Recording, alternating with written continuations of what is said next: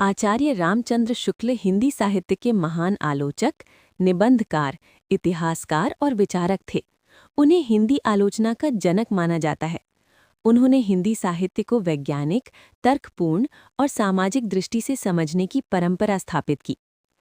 जन्म एवं प्रारंभिक जीवन। आचार्य रामचंद्र शुक्ल का जन्म 4 अक्टूबर 1884 ईस्वी को बस्ती जिले उत्तर प्रदेश के अगौना गांव में हुआ। उनके पिता का नाम पंडित चंद्रबली शुक्ल था। बचपन से ही उन्हें अध्ययन, चिंतन और साहित्य में गहरी रुचि थी।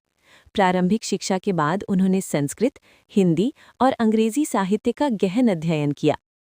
साहित्यिक जीवन। आचार्य शुक्ल का साहित्यिक जीवन अत्यंत प्रभावशाली रहा।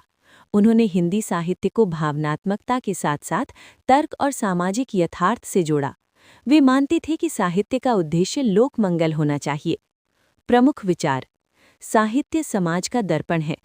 काव्य का मूल्यांकन भाव, विचार और सामाजिक प्रभाव के आधार पर होना चाहिए। लोकमंगल की भावना को उन्होंने साहित्य का मूल आधार माना। प्रमुख रचनाएं। हिंदी साहित्य का इतिहास, उनकी सबसे प्रसिद्ध और ऐतिहासिक कृति। चिंतामणि, रसमीमांसा, काव्य में लोकमंगल, निबंध संग्रह। योगदान।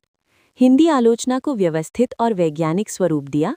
भक्तिकाल, रीतिकाल और आधुनिक काल का स्पष्ट वर्गीकरण किया।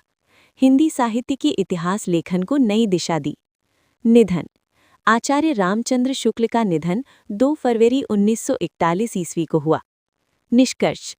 आचार्य रामचंद्र शुक्ल हिंदी साहित्य के ऐसे स्तंभ हैं जिनके बिना हिंदी आलोचना की कल्पना अधूरी है। उनका चिंतन आज भी विद्यार्थियों, अध्यापकों और साहित्य प्रेमियों के लिए पथ प्रदर्शक है।